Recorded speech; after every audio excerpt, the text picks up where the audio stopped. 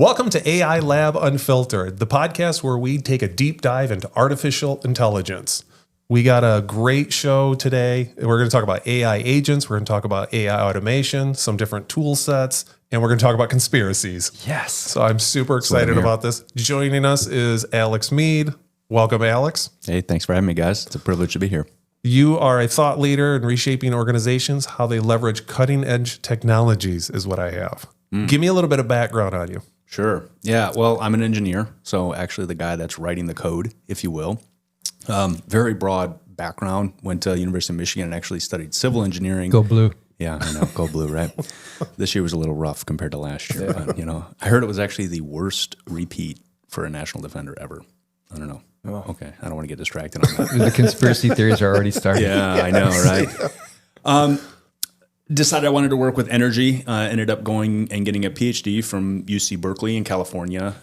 Learned a lot about technology there. That was kind of like an electrical engineering kind of a program. So did a lot with software, a lot with computing and that kind of thing.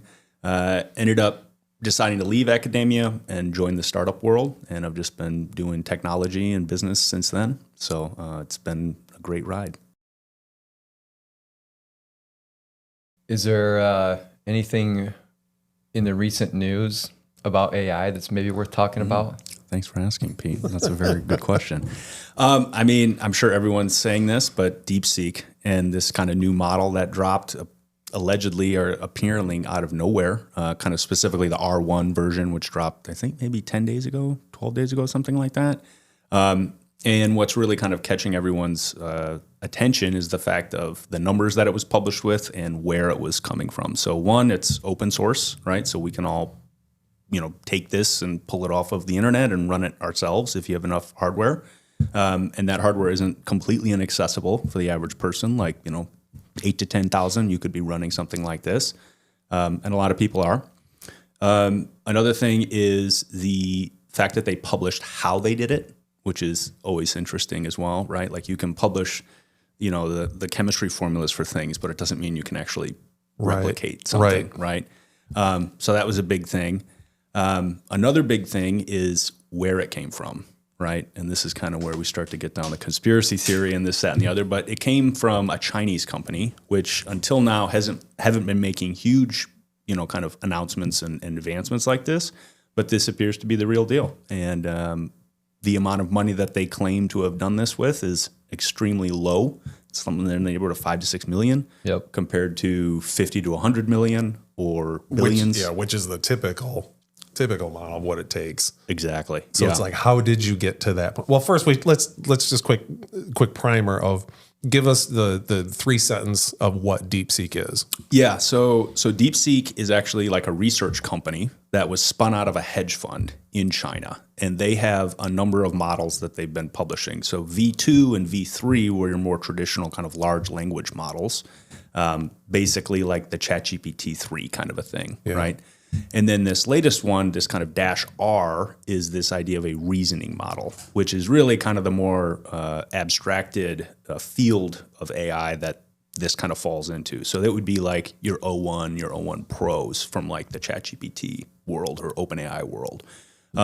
And it uses kind of fundamentally this idea of what's called chain of thought, which is just the way like we think, right? Like, okay, I give you this complicated problem, and then you break it down into a series of steps in order to solve that problem. So you kind of take one big problem, break it down into a set of steps, and then solve those steps, and then you end up with a solution.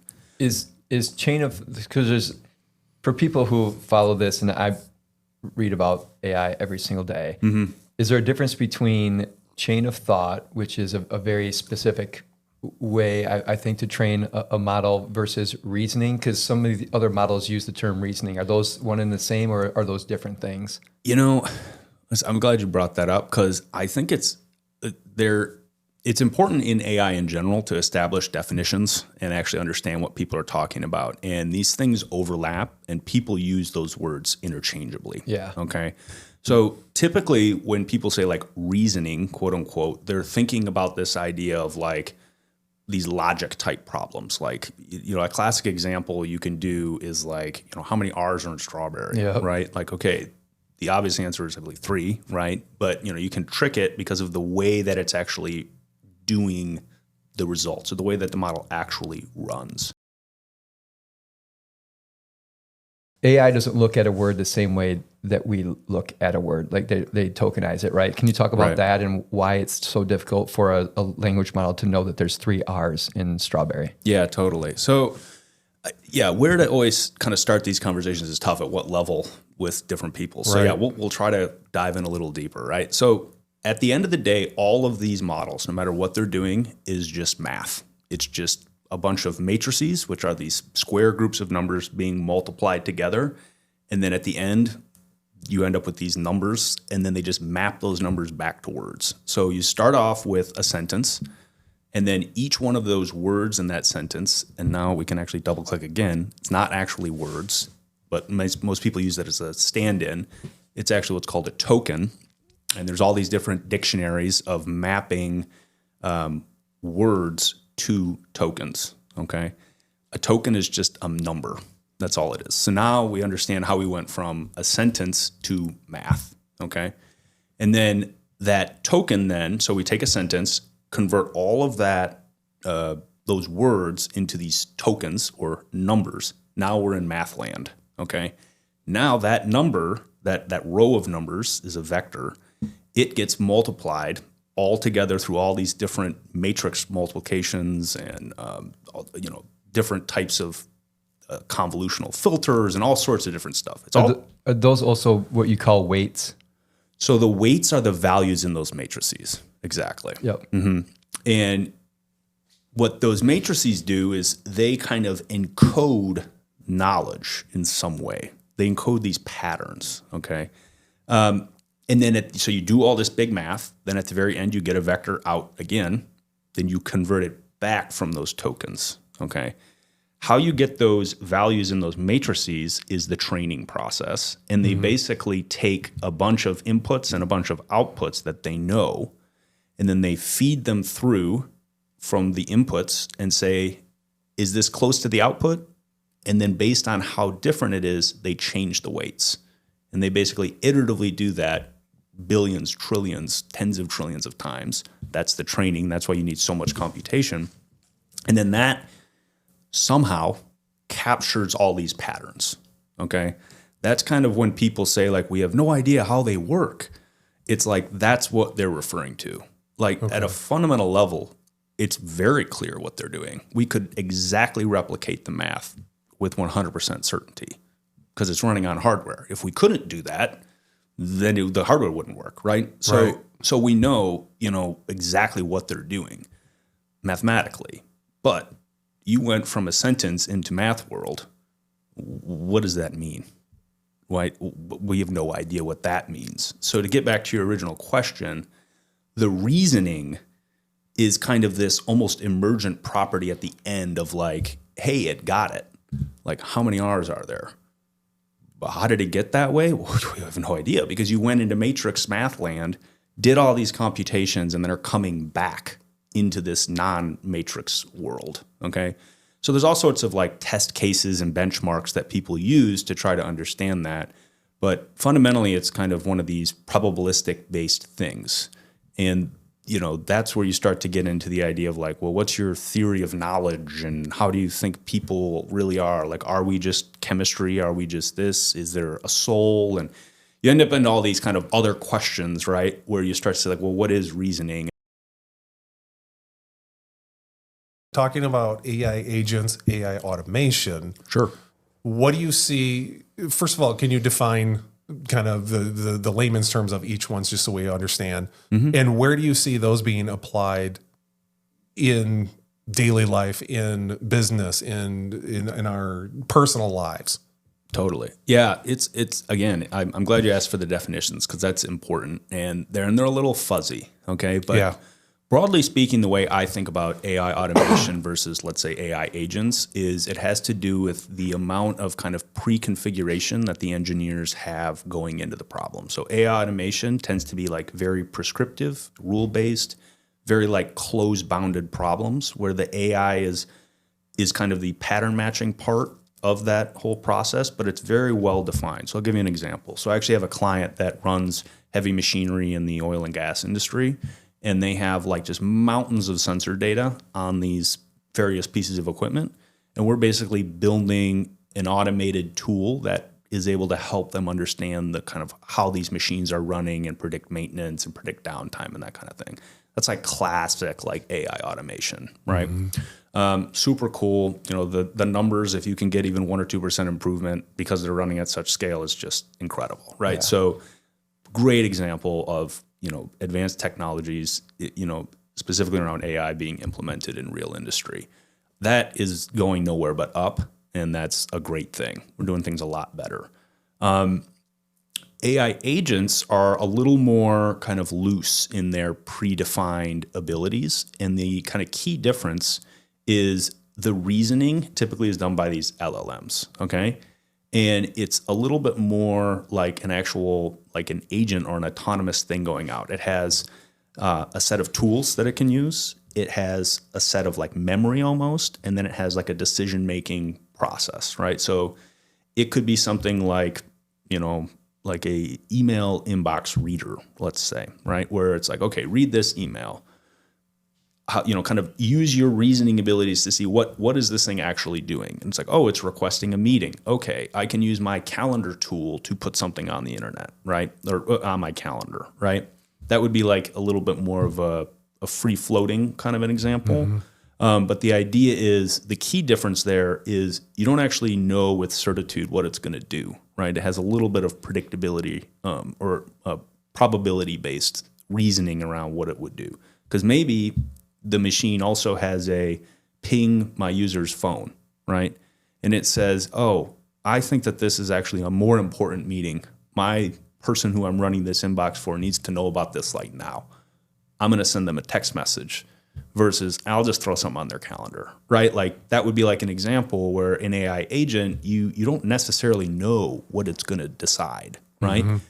And then maybe the way that it's different is it uses feedback, right? So maybe the person says, oh, this is not that important. Don't bother me about this next time, you know? And then the next time it gets an email from that particular sender, it just puts something on the calendar. You change the model a little bit. You change that reasoning. That the memory piece gets updated then with your preferences, and it'll hopefully act different next time. Exactly. Yeah. You know, and a lot of these things are tough to define, and they get used different ways. So like another example is actually going back to the R1 is, you know, it's kind of, they're using this like mixture of experts kind of thing where that would be maybe an agent deciding which part of the model to run. You could define that as an agent, right? So that's like an agent within a language model.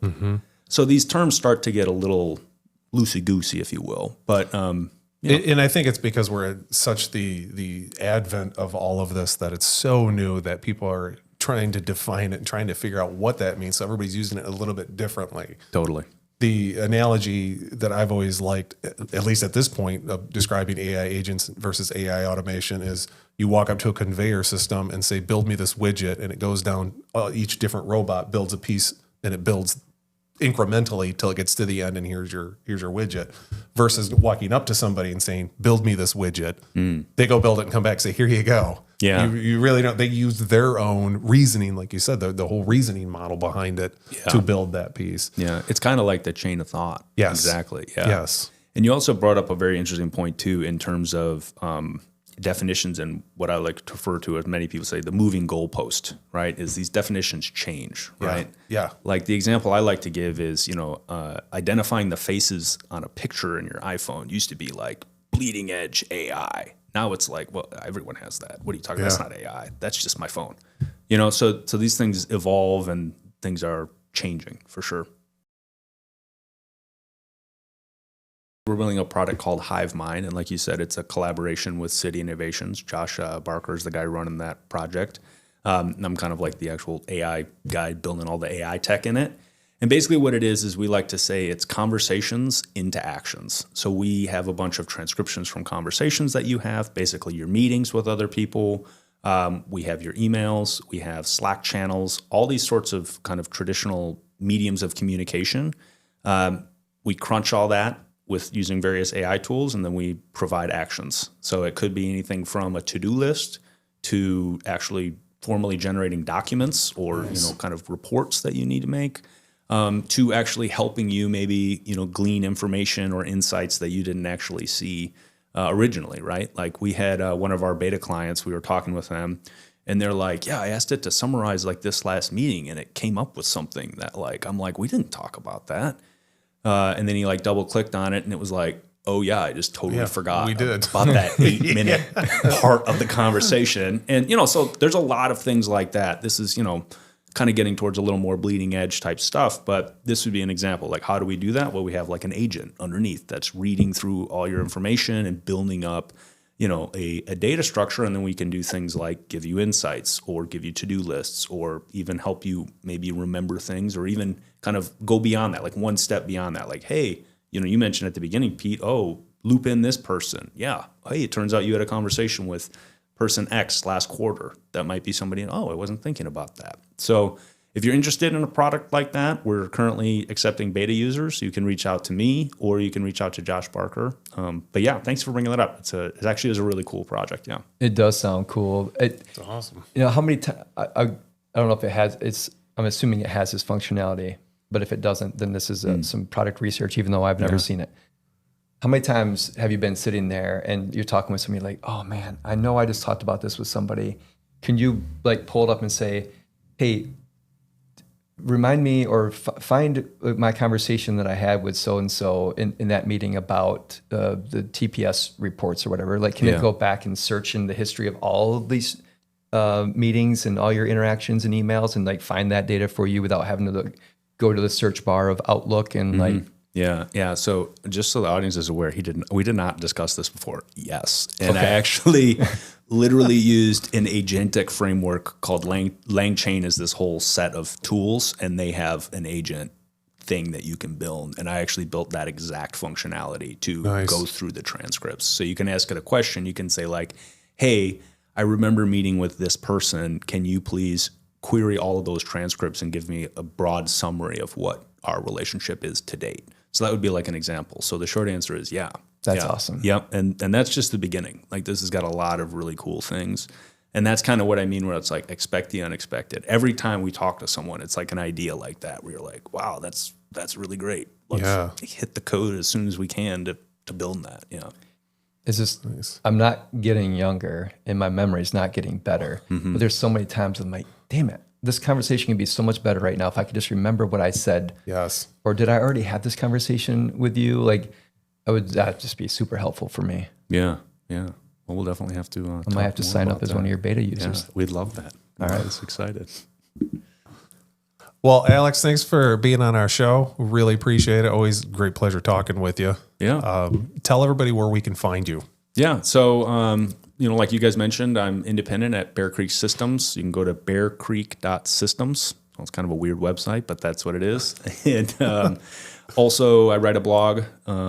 It's Mead at substack.com. No E. No E. At the end. MEAD. If you asked an AI tool how many E's are in Mead, what would it say? I don't know. That's a good question. Who knows? One. 5. MEAD. MEAD.substack.com. Yeah. But yeah, it was a great pleasure, and thank you guys so much for having me. Awesome. Appreciate your time. Thank you, sir. If you want to like and subscribe to our podcast, please do so and enjoy some more that's going to be coming out. Thanks, everybody.